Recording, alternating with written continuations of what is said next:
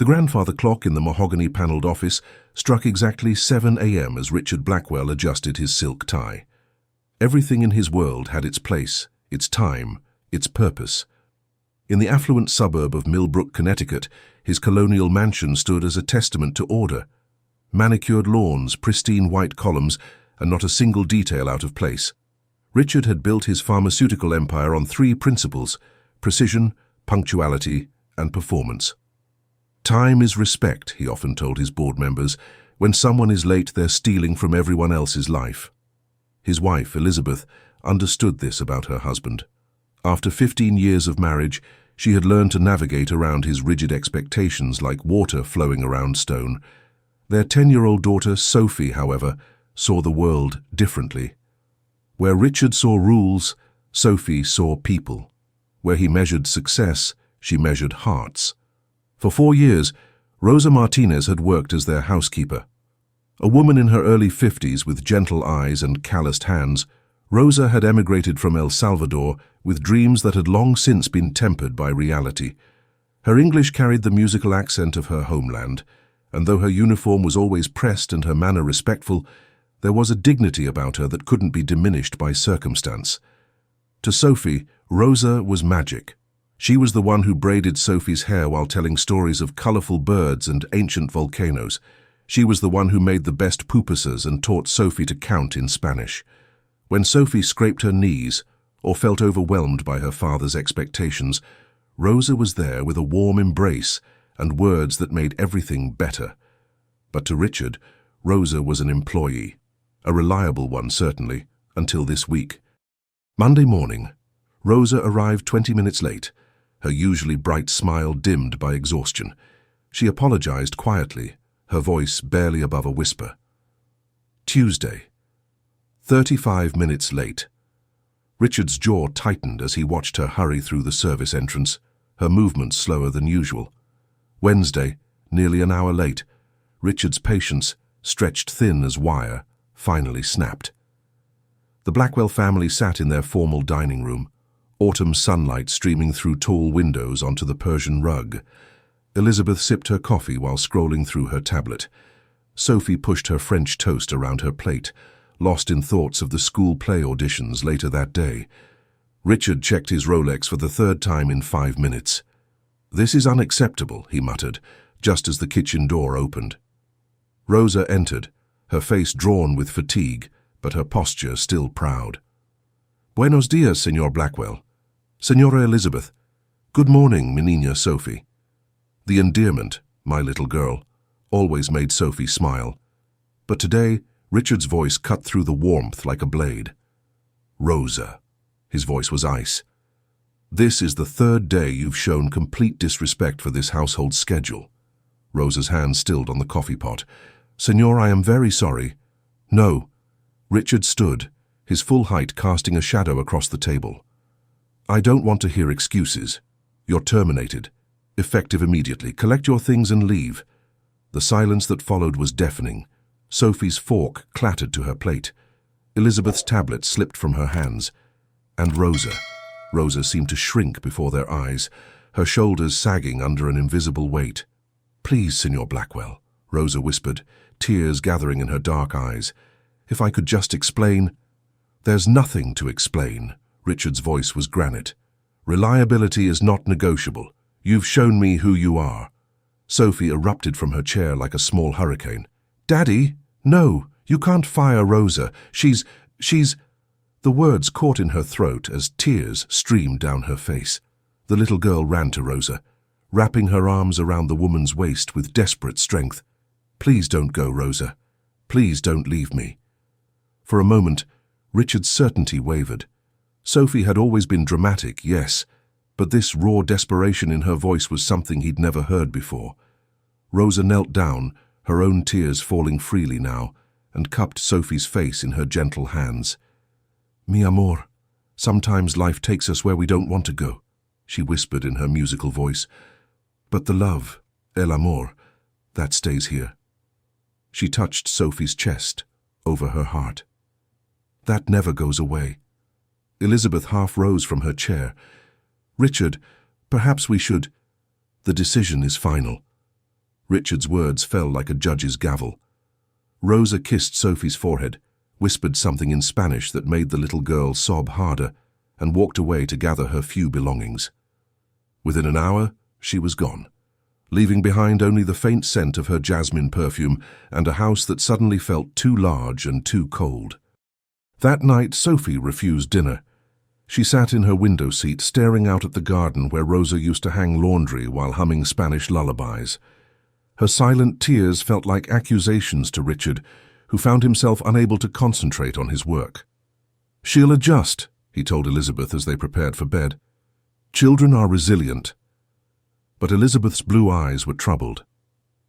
"Richard, Rosa worked for us for 4 years without a single issue. Don't you think she deserved the chance to explain?" "If I make exceptions, where does it end?" Richard replied, but his voice lacked its usual conviction. That night he lay awake, listening to the sound of Sophie crying through the walls. By morning, something had shifted inside him, a small crack in his certainty that wouldn't stop growing. The days that followed were a nightmare of domestic chaos. The replacement housekeepers came and went with alarming frequency. The first one quit after Sophie refused to speak to her. The second one burned dinner and broke Elizabeth's favorite vase. The third one lasted 2 days before declaring the Blackwell household impossible to manage. But it wasn't just the practical problems that haunted Richard. It was the way Elizabeth looked at him with disappointment, the way Sophie flinched when he entered a room, the way his colleagues at work began to comment on his distraction and irritability. "You look terrible," his business partner Marcus observed during a board meeting. "Maybe you should take a vacation." Richard couldn't explain that his problem wasn't exhaustion, it was guilt. Every night he replayed that morning scene, seeing Rosa's face as he dismissed her without hearing her explanation. He told himself he'd had no choice, but the conviction was crumbling. A week after Rosa's dismissal, Richard found himself driving through unfamiliar neighborhoods in Bridgeport, following an address he'd found in Rosa's employment file. He told himself he was simply ensuring she wasn't bad-mouthing his family, but deep down, he knew the truth was more complicated.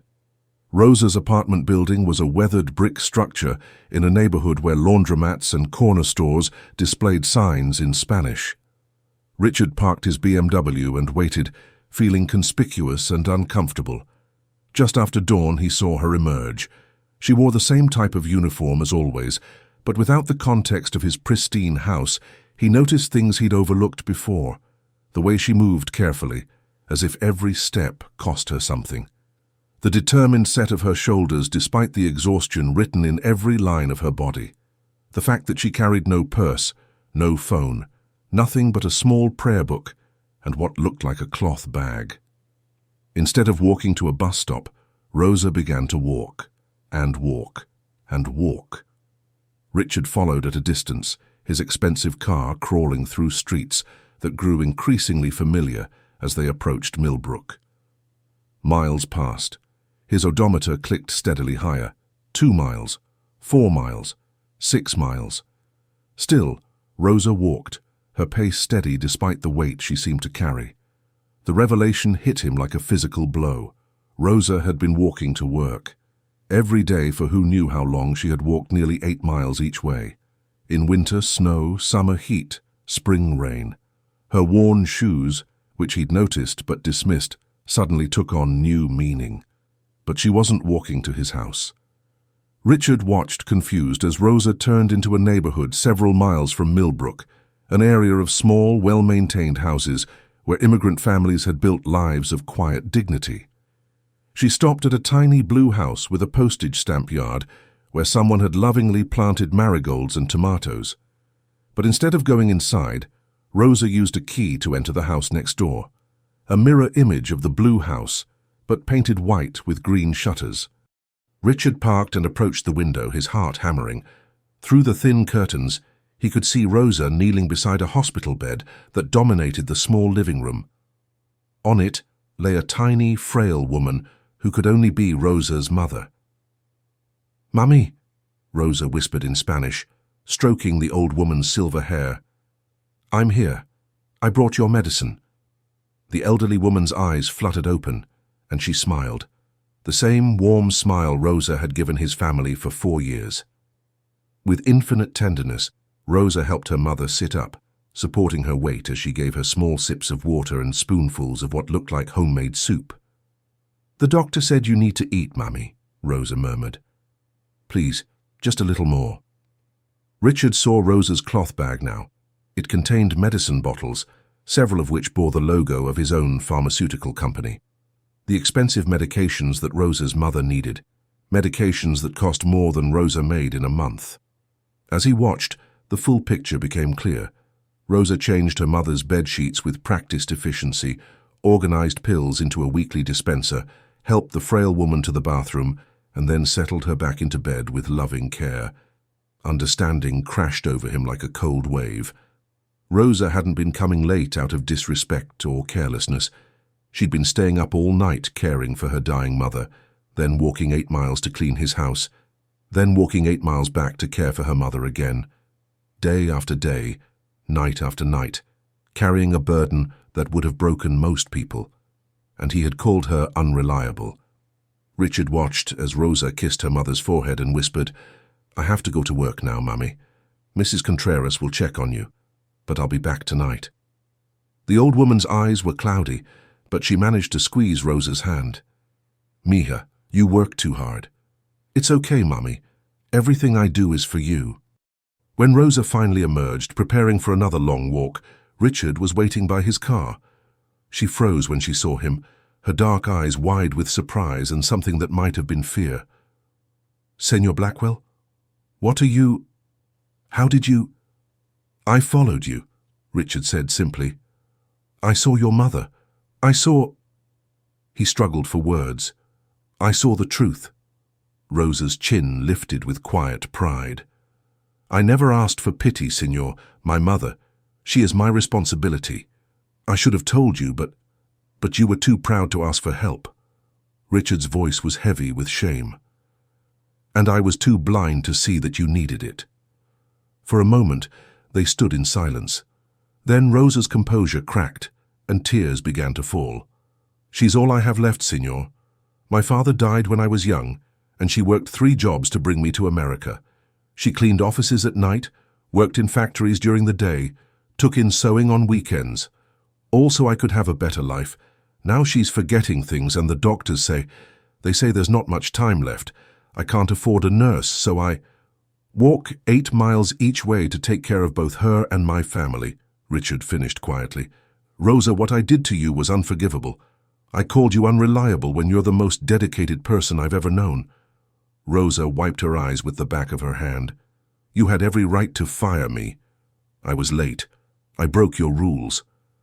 "My rules," Richard repeated, the words tasting bitter. "Do you know what my daughter has done every night since you left?" Rosa's face crumpled with fresh tears. "Mi niña Sophie? She sits in her window waiting for you to come back. She won't eat, barely speaks. Elizabeth says she keeps asking when you're coming home." Richard's voice cracked. "She loves you, Rosa. We all do. And I repaid that love with cruelty." What happened next would be talked about in Millbrook for years to come. Richard Blackwell, the man who had never bent a rule in his life, called in every favor he'd ever earned. By the end of that week, Rosa's mother had been moved to the best long-term care facility in Connecticut. Richard had personally spoken with the director, ensuring that Senora Martinez would receive round-the-clock nursing care, physical therapy, and all the specialized attention her condition required. The bills would be handled by what the facility was told was an anonymous benefactor. Rosa herself was given a small apartment near the facility, furnished with care and equipped with everything she might need. In the driveway sat a reliable Honda Civic with the keys on the kitchen counter and a note that simply read, "No more walking." But Richard wasn't finished. He met with his legal team and his accountant, restructuring Rosa's employment with the Blackwell family. She would return not just as a housekeeper, but as a household manager with a salary that reflected her true value to the family. Health insurance, paid vacation, and a retirement plan were all part of the package. When Rosa returned to the Blackwell house the following Monday, Sophie's joy was incandescent. She launched herself into Rosa's arms with such force that both women stumbled, laughing and crying at the same time. "I knew you'd come back," Sophie whispered, clinging to Rosa as if she might disappear again. "I knew Daddy would fix it." Elizabeth, who had watched her husband struggle with shame and regret all week, saw something in his eyes she'd never seen before: humility. "You've changed," she told him as they watched Rosa and Sophie in the garden, Rosa teaching their daughter to plant a small vegetable garden of herbs and vegetables from her homeland. "She changed me," Richard admitted. "I spent so many years thinking strength meant never bending, never showing weakness. But Rosa, she walked 16 miles a day and never complained. She sacrificed everything for love and never asked for recognition. That's real strength." In the months that followed, Richard discovered that his rigid worldview had been built on shifting sand. He began to see his employees differently, to understand that everyone carried invisible burdens. When his assistant, Margaret, started arriving late due to her son's learning disability appointments, Richard didn't issue warnings or ultimatums. Instead, he called her into his office. "Margaret, I understand Tommy has been having some challenges at school. What can we do to help?" The relief on her face was immediate. Together, they arranged for flexible hours that allowed her to attend appointments without stress. Richard even connected her with specialists through his company's enhanced healthcare network. When a warehouse worker named Bill missed time for his wife's cancer treatments, Richard made sure his job was secure and his family had support. The pharmaceutical company began offering its employees better healthcare benefits, childcare assistance, and emergency hardship funds. Richard's board initially resisted. These changes cost money. But Richard had learned to measure success differently. "A company is only as strong as the people who work for it," he told them, "and people perform best when they're not drowning in personal crises." The results spoke for themselves. Employee turnover dropped dramatically. Productivity increased. The company's reputation as an employer of choice began to attract top talent. What had seemed like expensive compassion turned out to be sound business strategy. But the changes went deeper than corporate policy. Richard found himself really listening to people for the first time in years. He began to see the maintenance staff, the cafeteria workers, the security guards, all the people he'd once looked through as if they were invisible. At home, the Blackwell family was undergoing its own transformation. Rosa's presence had always been calming, but now it carried a deeper significance. She wasn't just helping with household tasks. She was helping heal the emotional wounds that Richard's rigidity had created. Sophie blossomed under Rosa's renewed attention. Her grades improved, her confidence soared, and she began to display a maturity that surprised her teachers. She also became passionate about social justice, organizing food drives at school and volunteering at a local shelter. "Rosa taught me that everyone has a story," Sophie told her parents one evening, "and just because someone looks different or talks different doesn't mean they're not important." Elizabeth, too, found herself changed by Rosa's example. She began volunteering at the care facility where Rosa's mother lived, reading to patients and organizing activities. Through Rosa, she met other immigrant families and began to understand struggles she'd never imagined. "I lived in such a bubble," Elizabeth confessed to Richard one night. "I never realized how many people are fighting battles we never see." Richard watched his wife and daughter grow in compassion and felt both proud and humbled. The man who had once measured everything by external standards now found himself measuring by internal ones. How much kindness had he shown today? How many people had he really seen? Rosa's mother lived for 8 more months in the care facility, surrounded by comfort and dignity. Rosa visited every day, sometimes bringing Sophie, who would sit quietly and listen to stories in Spanish, understanding more through tone and gesture than words. Senora Martinez's mind came and went, but in her lucid moments, she would take Richard's hand with surprising strength. "You are a good man now," she would say in careful English. "Rosa, she sees people's hearts. She saw yours was not bad, just sleeping."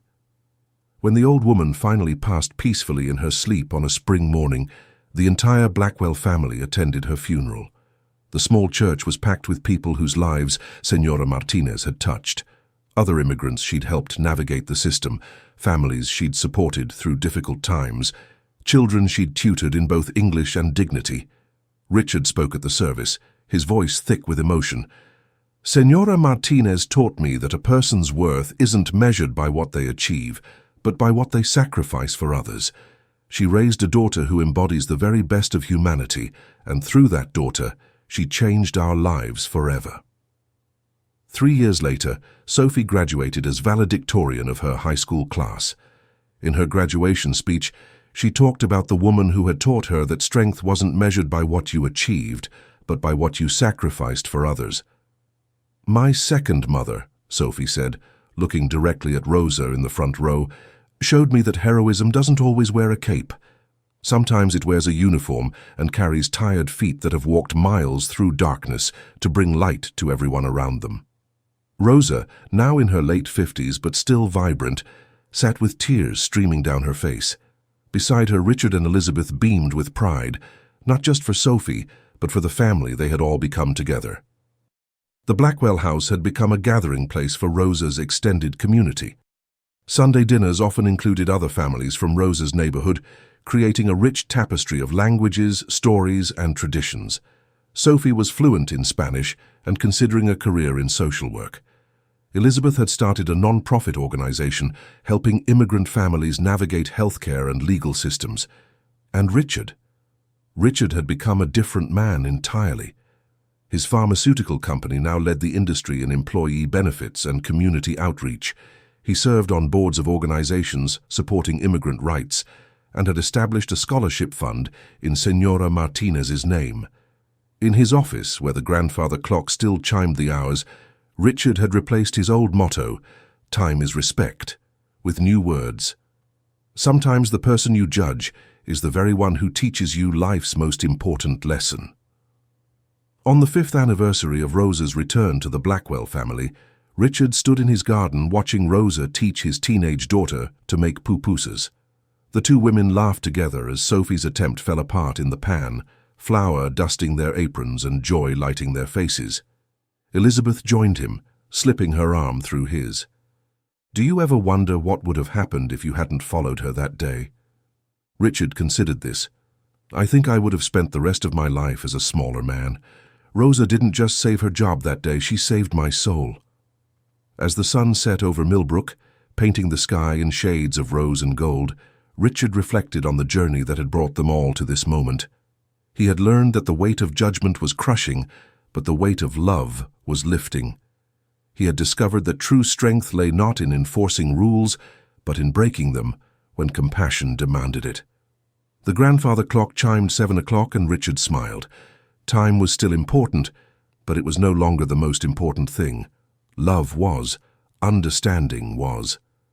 The courage to admit when you were wrong and the wisdom to learn from those you had wronged. These were the measures that truly mattered. Rosa looked up from the kitchen window and waved, her smile as bright as it had been on her first day of work, but deeper now, enriched by trials overcome and bonds that could never be broken. Richard waved back, his heart full of gratitude for the housekeeper who had taught him that the greatest transformations often come wrapped in the most ordinary packages, carried on the most tired feet, and delivered by the most unexpected teachers. The weight of judgment had nearly destroyed everything he held dear. But the weight of love, Rosa's love, his family's love, and the love he had learned to give freely, had saved them all. What an incredible journey of transformation! Richard's story reminds us that everyone we meet is fighting battles we know nothing about. Before you judge someone for being late, for struggling, or for not meeting expectations, remember Rosa, who walked 16 miles a day while caring for her dying mother, yet never asked for pity or praise. This story hit me right in the heart, and I hope it touched yours too. If Rosa's strength and Richard's transformation inspired you, please hit that like button and let me know in the comments. Have you ever misjudged someone only to discover they were going through something unimaginable? Share your story below.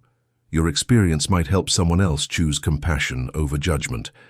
And if you believe in the power of stories like this to change hearts and minds, Subscribe and ring that notification bell so you never miss our latest inspiring tales.